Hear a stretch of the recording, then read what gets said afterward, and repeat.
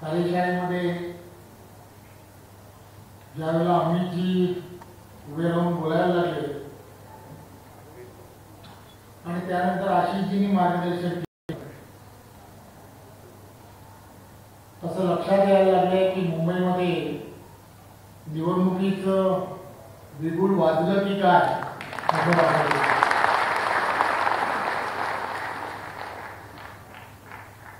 खरं तर या कार्यशाळेच्या निमित्ताने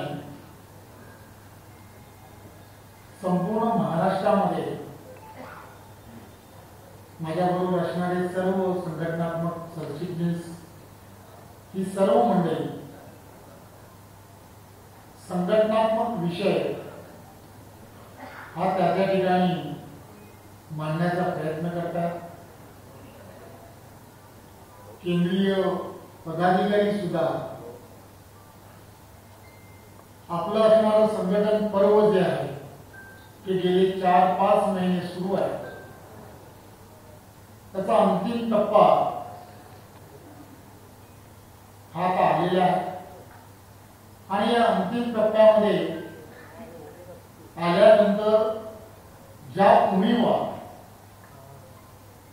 खरं तर या संपूर्ण संघटन पर्वामध्ये राहिल्या त्या सर्व उणीवांचा एक वेगळ्या पद्धतीने विचार करावा यासाठी या कार्यशाळेच्या माध्यमातून प्रमुख पदाधिकारी आणि या प्रमुख पदाधिकाऱ्यांना ही जाणीव करून देणं की संघटना आणि संघटनेचा असणारा पाया, संघटनेची असणारी ताकद ही काय असू शकते हे तुम्ही आणि आम्ही सर्वांनी जाणून घेतली पाहिजे। संपूर्ण देशभरामध्ये आपण सर्वजण यावेळेला पाहतो की काही राज्य आहेत, मग त्यामध्ये गुजरात असेल, मध्य प्रदेश असेल, या राज्यांमध्ये भारतीय जनता पार्टी ही सातत्याने विजयाच्या दिशेने का जाते, सातत्याने विजय संपादन करण्याची कला या तिथल्या असणाऱ्या कार्यकर्त्यांनी कशी अवगत केली, तर ती फक्त एकच गोष्टीमुळे अवगत केली आणि ती म्हणजे काय, तर आपले असणारे पदाधिकारी कार्यकर्त्यांची संघटनात्मक बांधणी आणि त्या संघटनात्मक बांधणीचा आणि त्याचबरोबर आपली असणारी विचारधारा, राष्ट्रीयत्व याचा जो धागा आहे त्या धाग्याला गुंफलेली ही संपूर्ण असणारी संघटना आणि त्यामुळेच आपल्या विजयाला जी सातत्याने, ज्याला धार ज्याला म्हणतो, अधिक धार ही सातत्याने या राज्यांमध्ये मिळत गेली आणि सातत्याने मिळणाऱ्या या यशाला ते धनी जर कोण असतील तर त्या ठिकाणची असणारी संघटना आणि संघटनेमध्ये काम करणारे तुमच्या माझ्यासारखे असंख्य कार्यकर्ते की ज्यांच्या त्याग आणि समर्पणातून तयार झालेली ती संघटना। त्यामुळे येणारा काळ जो आहे तुम्हाला आम्हाला सर्वांना ही जी संघटना आहे या संघटनेमध्ये असणारा हा जो लवचिकपणा आहे, यामध्ये असणारा जो प्रामाणिकपणा आहे, यामध्ये असणारा जो पारदर्शकपणा आहे, याला तुम्हाला आम्हाला सर्वांना पुढे नेणं अत्यंत गरजेचं आहे। देशाचे पंतप्रधान नरेंद्र मोदीजी यांच्या नेतृत्वात 11 वर्षामध्ये जे काम झालंय याची कल्पना सर्वांना आहे।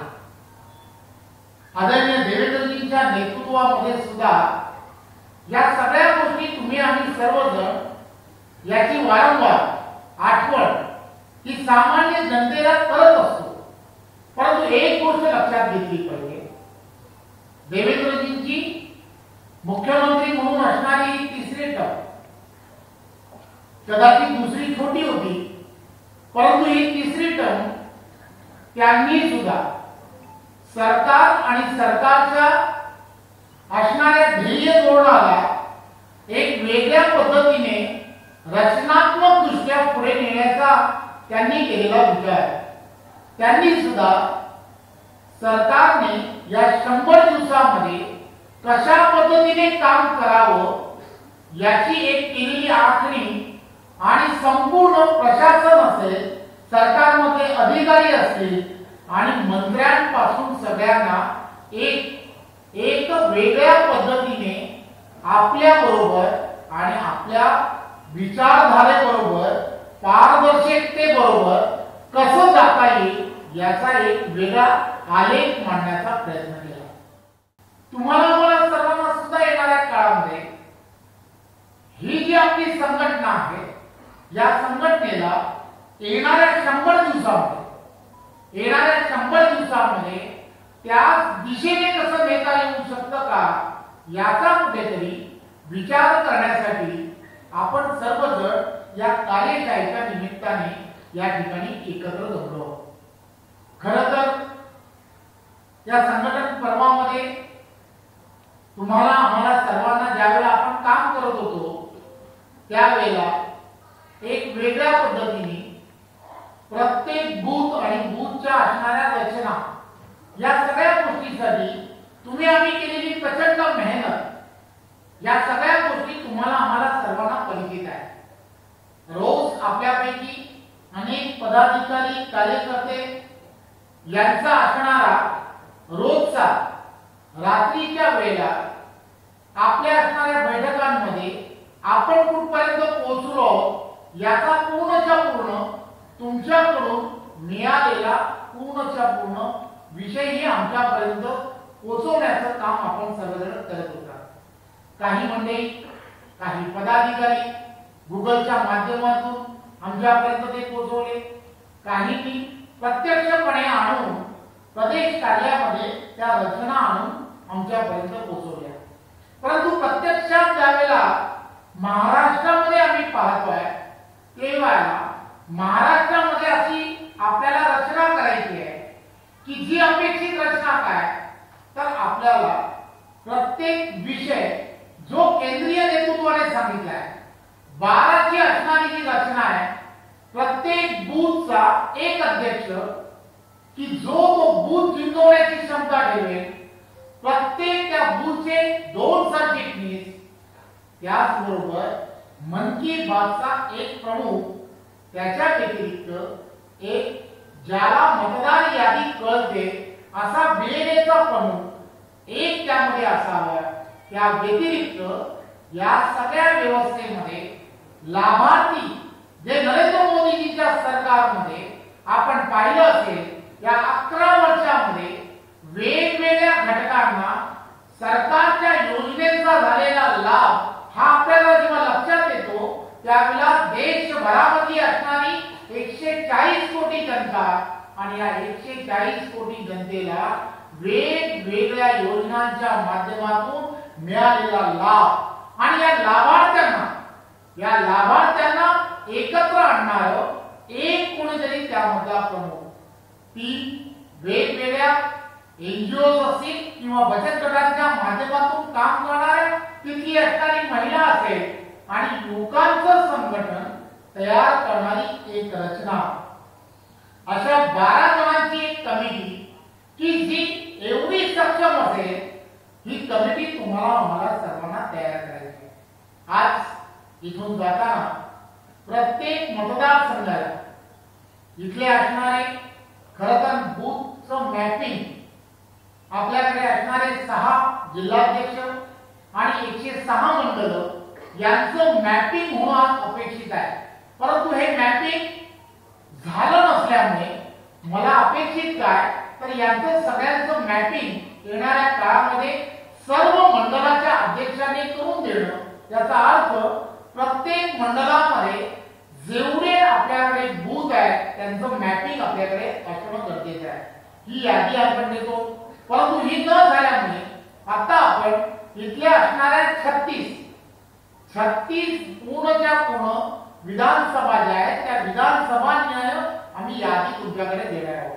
त्या यादीमध्ये ज्यांनी बूथ मध्ये असं काम 12ची पूर्ण कमिटी तयार केली आहे त्याची पूर्ण रचना ही तुमच्यापर्यंत आहे.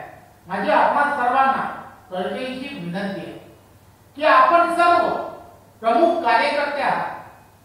एक ध्येय डोळ्यासमोर ठेवून आपण चालणारे कार्यकर्ते आहेत.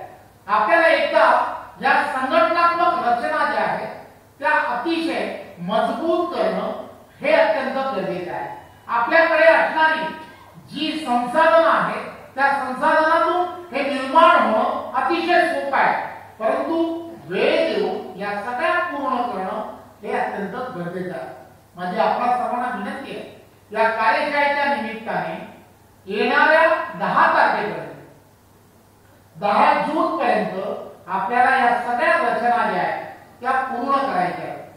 आमच्या सर्व असणारे मंडळाध्यक्ष हे स्वतः यामध्ये लक्ष घालणार आहेत. ते सर्वच्या सर्व त्या दिशेने जाऊन काम करतील याची मला पूर्ण खात्री आहे. आताच आपल्याला सगळ्यांना आशिषजी असतील, अमितजी असतील या सर्वांनी मार्गदर्शन केलं.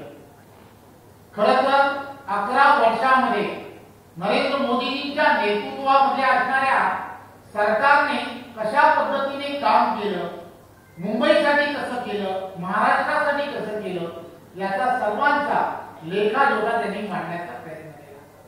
खरं तर या कार्यशाळेच्या निमित्ताने मी आपल्या सर्वांना किंवा व्यासपीठावरील असणारे सर्व यामध्ये बरेच जण हे एवढे सिनियर माझ्यापेक्षा आहेत, त्यांचा अनुभव हा माझ्यापेक्षा एवढा मोठा आहे. खरं तर या सर्वांसमोर आणि आपल्या समोर मी काय मांडलं पाहिजे, परंतु हे जर मांडलं नाही तर ते योग्य होणार नाही असंही मला वाटतं. एक गोष्ट लक्षात घ्या, आपण सर्वजण गेल्या काही वर्ष आपल्या पार्टीमध्ये संघटनात्मक दृष्ट्या काम करतोय, निवडणुकांना सामोरे जातोय. 2014 ते 2019 हा काळ तुम्ही आम्ही सर्वांनी आठवा. 2014 ते 2019 याही वेळेला देवेंद्र फडणवीसजी हेच महाराष्ट्राचे मुख्यमंत्री म्हणून काम करत होते.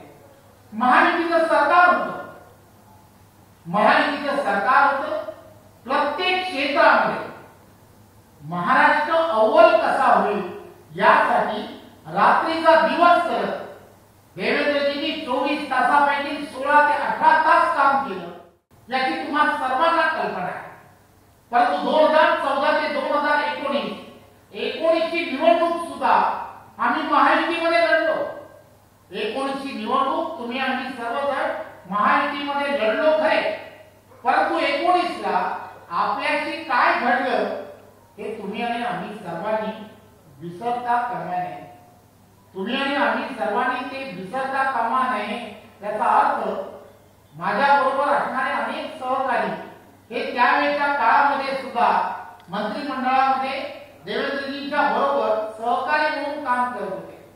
आणि तो 2019चा क्षण मी आठवतो की त्यावेळेला मी वर्षावरती होतो. या सर्व घडामोडी ज्या वेळेला सुरू होत्या त्याचा मी एक साक्षीदार आहे. मीच एक साक्षीदार आहे. मी त्या ठिकाणी उपस्थित होतो आणि त्यावेळेला माझ्या लक्षात आलं की या सगळ्या घडामोडीमध्ये आपल्याशी विश्वासघात होतोय आणि आपल्याशी त्यावेळेच्या काळामध्ये विश्वासघात झाला. माझी आपल्या सर्व कार्यकर्त्यांना विनंती आहे की आपण तो क्षण विसरता कामा नये. 2022 यावं लागलं.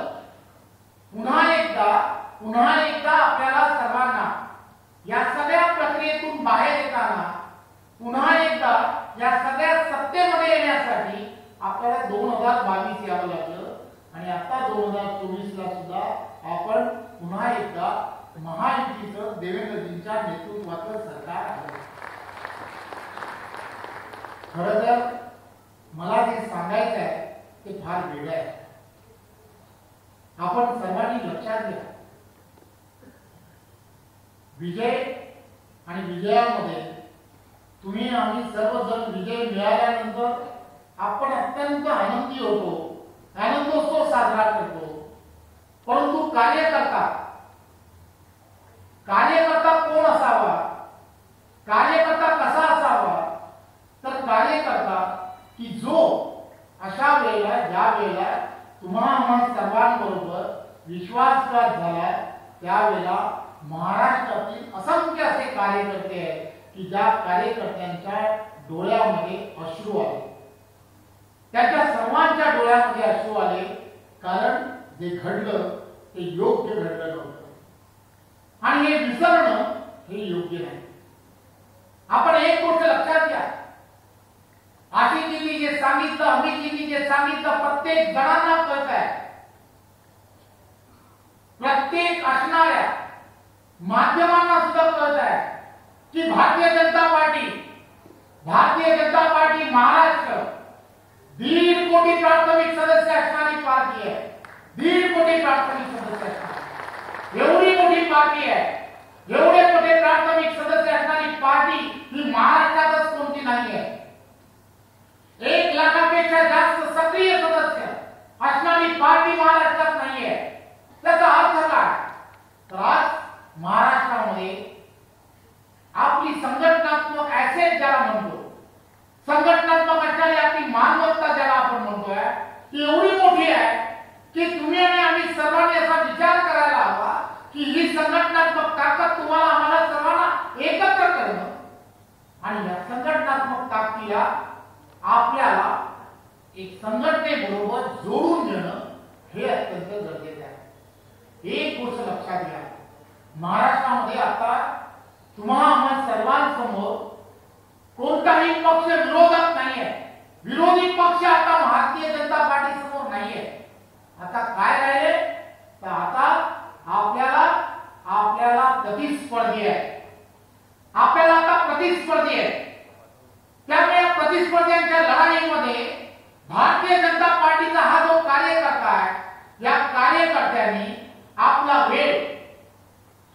वेळ संघटनात्मक असणारी आपली क्षमता जी आहे तिला अधिक मजबूत करण्यासाठी येणाऱ्या काळामध्ये वापर करणं हे अत्यंत गरजेचं आहे. मला अपेक्षा काय की तुम्हाला आम्हाला सर्वांना 2029 जे 2019 ला झालं ते 2029 ला आपल्याशी न होणं हे अत्यंत गरजेचं आहे. मला तोही दिवस आठवतो की आशिषजींच्या, देवेंद्रजींच्या या सगळ्यांच्या नेतृत्वात मुंबई महानगरपालिकेच्या निवडणुका आम्ही लढलो. भारतीय जनता पार्टीचा हाच तो कार्यकर्ता होता की या कार्यकर्त्याने पूर्ण ताकदीने आणि पूर्ण क्षमतेने त्यावेळेच्या निवडणुका आम्ही लढलो. आम्ही निवडणुका लढलो, निवडणुका जिंकलो सुद्धा. आमच्यामध्ये आणि त्यांच्यामध्ये असलेलं अंतर अत्यंत थोडंसं कमी राहिलं. महापौर होता होता आम्ही कुठेतरी थोडंसं पाठी राहिलो. कदाचित वरिष्ठांच्या सांगण्यावरून आम्ही कुठेतरी माघार घेतली. परंतु ती वेळ पुन्हा 2025 ला येता कामा नये. काय घडलं होतं त्यावेळेच्या काळामध्ये मला तो दिवस आठवतो आणि तुमच्यापैकी प्रत्येकाला माहित आहे की आम्ही ज्या ठिकाणी आम्हाला सहजपणे विजय मिळू शकत होता त्या ठिकाणी आम्हाला अपयश आलं. त्याचा अर्थ लक्षात घ्या की तुम्हाला आम्हाला सर्वांना या निवडणुका लढत असताना ही निवडणूक आणि या निवडणुकीमध्ये आम्हाला विजय संपादन नाही करायचा. जे आशिषजींनी सांगितलं, तू धन मेजॉरिटीच्या दिशेने जाणं हे सहजपणे शक्य आहे, कारण ही ताकद आणि क्षमता फक्त मुंबई भारतीय जनता पार्टीमध्ये आहे. मी पाहिलं कार्याध्यक्ष म्हणून काम करत असताना या व्यासपीठावरील प्रत्येकाला पाहिलंय. संघटनात्मक दृष्ट्या ज्या वेळेला सदस्यता नोंदणी सुरू होती, सदस्यता नोंदणीमध्ये 10 लाखाच्या जवळपास एकदम टार्गेट पोहोचायचं होतं आणि हे सगळं टार्गेट या भारतीय जनता पार्टीच्या कार्यकर्त्याने अतिशय सहजपणे पूर्ण केलं. आपण सर्वांनी हे लक्षात घ्या. हे संघटनात्मक पर्व जे आहे हे तुम्हाला आम्हाला सर्वांना आणि भारतीय जनता पार्टी महाराष्ट्राला एक वेगळी दिशा देण्याचं काम करत आहे. आणि म्हणून या संघटन पर्वाचा जो अंतिम टप्पा आहे या अंतिम टप्प्यामध्ये तुम्हाला आम्हाला सर्वांना मायक्रो लेवलवरती काम करणं अत्यंत गरजेचं आहे. आम्हाला जिंकायचं आहे. तो प्रत्येक बूथ जिंकायचा आहे. 51% जिंकायचा आहे. येणाऱ्या काळामध्ये आम्हाला भारतीय जनता पार्टीची असणारी ताकद काय आहे, भारतीय जनता पार्टीकडे असणारं नेतृत्व नरेंद्र मोदीजी, देवेंद्र फडणवीसजी आणि ही तुम्ही आम्ही सर्वजण आपण सर्वजण एकदा तर पूर्ण ताकदीने आणि क्षमतेने त्या ठिकाणी आपल्या वाडी वस्तीमध्ये सर्व ठिकाणी आपला असणारा विचार खरं तर हिंदुत्वाच्या गप्पा करणाऱ्या अनेक वर्ष ज्यांनी गप्पा केल्या त्यांनी हिंदुत्व फार लांब सोडून आलेले आहे. हिंदुत्वाच्या बाजूलाही जाण्याची त्यांची ताकद आणि क्षमता नाही आहे. कारण हिंदुत्व अशा लोकांना कुठेही राग करून टाकेल. कारण यांनी हिंदुत्वाची दगाफटका केलाय हे आपण लोकांना सांगितलं. आणि म्हणून तुम्ही आणि आम्ही सर्वांनी येणाऱ्या काळामध्ये त्या दिशेने जाणं हे अत्यंत गरजेचं आहे. आज या ठिकाणी उपस्थित असणारे काही अपेक्षित पदाधिकारी आणि कार्यकर्ते आहेत. माझी आपणा सर्वांना विनंती आहे की आपण सर्वांनी येणाऱ्या काळामध्ये या संघटन पर्वामधील असणारी ही प्रत्येक बूथ की जो बूथ मंडळाचे असणारे नवीन अध्यक्ष, जिल्ह्याचे असणारे नवीन जिल्हाध्यक्ष आणि त्यांच्याबरोबर काम करणारे तुम्ही आम्ही सर्व कार्यकर्ते हातात हात मिळवून पुन्हा एकदा सांगतो की जे गेल्या निवडणुकीत झालं ते तुम्हाला आम्हाला सर्वांना येणाऱ्या काळामध्ये धुवून जर काढायचं असेल, 2/3 मेजॉरिटीच्या दिशेने जाण्याचं स्वप्न जे तुम्ही आम्ही सर्वजण पाहताय याला सर्वांचं उत्तर संघटन पर्व आणि संघटन पर्वामध्ये अतिशय ताकदीने या बूथच्या रचना करणं हे अत्यंत गरजेचं आहे असं मला वाटतं. आपण सर्वजण नक्कीच त्या दिशेने जाऊन पण सर्वांनी मिळून काम करूया. भारत माता की जय. भारत माता की जय. वंदे मातरम. वंदे